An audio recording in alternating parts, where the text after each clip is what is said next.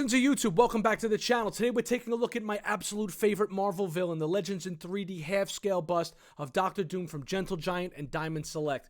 I'm over the moon for this thing, so from about this distance, he's actually really awesome. That's where it sits up in my cabinet in particular. However, when you get on top of it, there's just a couple of imperfections that when added up, you can't give it the perfect score. So we're going to be taking a look at the sculpt, the paint. We're going to have a layout with other Legends in 3D half-scale busts. I got a bunch of them, so you guys can see how he fits into your collection. And there's a link down below in the description from Entertainment Earth, which is where I got mine from, in case you guys want to purchase there. We do not do statue commercials on this channel. You're watching the Red Cup review. Let's get on with it.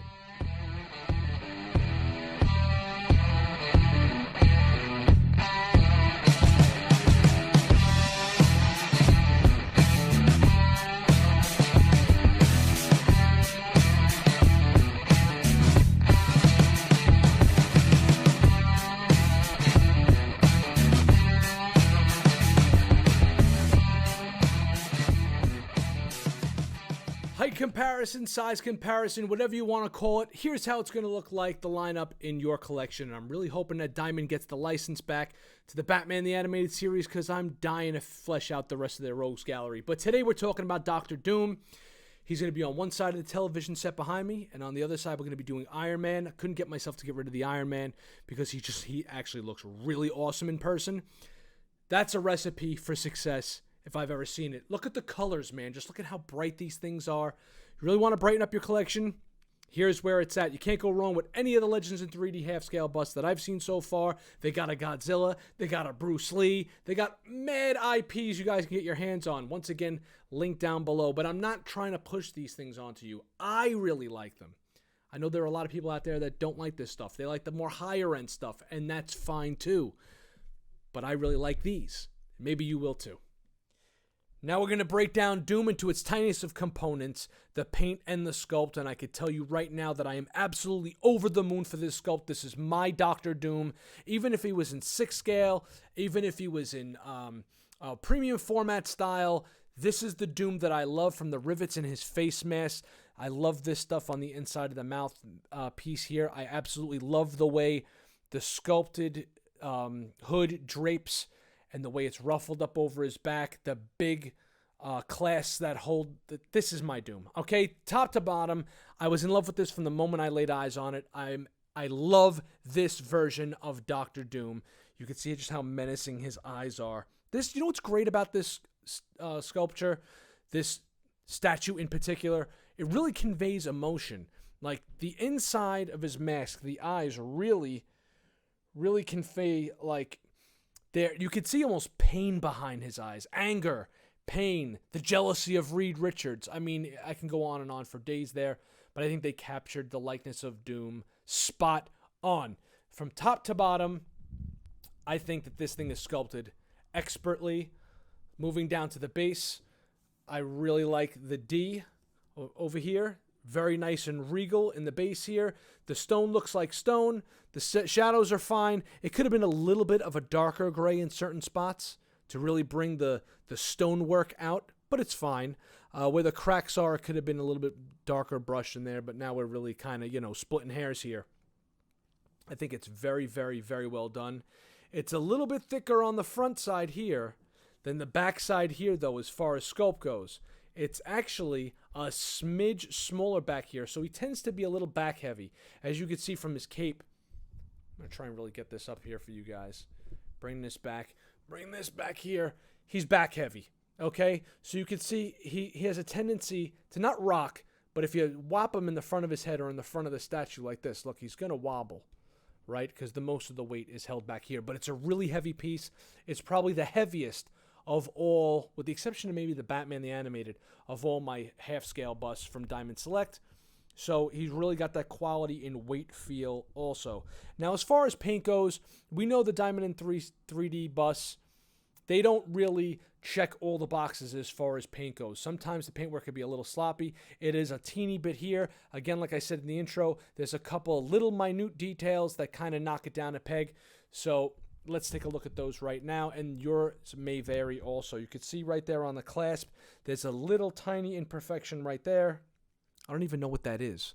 I can kind of feel it with my finger. Maybe it's a chip of paint. Maybe it's a factory defect. Who knows? Over here, there's a smidge, and I mean a dot, of paint missing. Right there, see that white piece? I thought it was almost a piece of the styrofoam when I opened this thing up because the styrofoam sticks to these things. So, no, I mean, that's easily covered. You can cover that up with a friggin' Sharpie will cover that up. Not that you want to write on these things with Sharpies or a little green marker or something will cover that right up. It's just a minute little dot. Underneath his face mask right here, the paintwork, where it's supposed to be a little bit more shadowy, under here. And under here is actually kind of fine. Under his nose is fine. It's a little sloppy right there. Just a little. It should have been a little bit cleaner. And on that side, it's actually perfectly clean on that side. So if they would have matched this side to this side, it would have been absolutely fine. All right, now we're going to move up to his eyes, which I think we took a look at already. But the paintwork on the eyes is great. Look at that. It's a little sloppy right above his left eye right there, right up into this corner. Right, just a little bit, but it's supposed to be burnt. It's actually not sloppy now that I think about it. He's supposed to have a mangled face underneath there, so that's kind of scarring going on there, so that looks nice.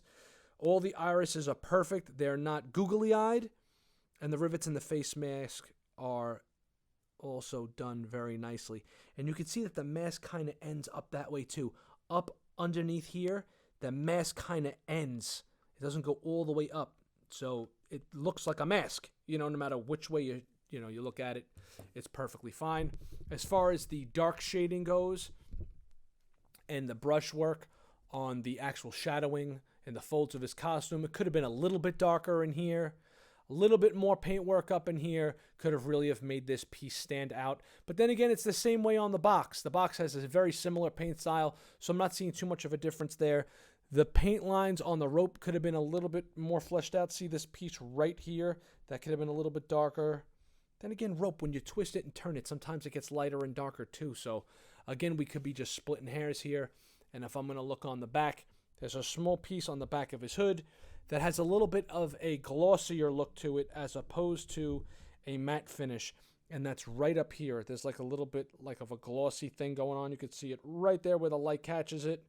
And right over here, that's a little bit of an issue. What's that in there? Oh, that's actually not a paint defect. That's actually going through to the other side. See my finger? Look. Peekaboo. All right, that's my finger. All right, so other than that, he's pretty darn perfect. I don't know anybody that's going to go, oh, my statue's imperfect. Look at this thing on the back of its head. Who the hell displays their statues like that? We display them like that. And I think they knocked it out of the park pretty good with this, but I am dropping it down a half a peg because of these imperfections. I can't give it a perfect score, so we're going to give it, I don't know, I'll give it a 4 out of 5. 3.9. Nah, you know what? It deserves a 4 out of 5. Those imperfections are enough to knock this down, and the sculpt is 5 out of 5. I am in love with this Dr. Doom sculpt. I cannot tell you, I have not seen a better Dr. Doom face on a statue before. Because I like classic Doom. This is Secret Wars Dr. Doom, and they nailed it.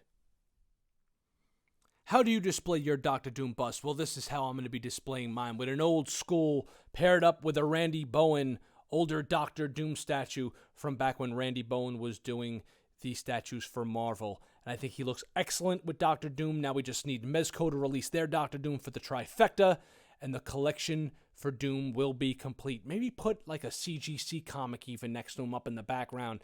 This is how you do it if you can get your hands on this old school Randy Bowen bust. Definitely do that because I think the two of these pair up great together. And that's what makes these Diamond Select busts really cool, I think. If you're a figure guy, if you're not just strictly a statue guy, or even if you have smaller statues or the smaller Randy Bowen busts and you want to pair it with something a little bit bigger, I think this is the way to go. I think they look excellent like this, especially if you want to put this maybe just by itself, even if you didn't have the small bust, with a CGC comic in the background next to it, I think would look amazing. Thanks for tuning in, everybody. We hope you enjoyed this review. Remember to like, subscribe, and hit the bell for the further adventures of Dr. Doom and Rob Banks. You're watching the Red Cup Review. Take care, everybody. We'll see you on the next episode.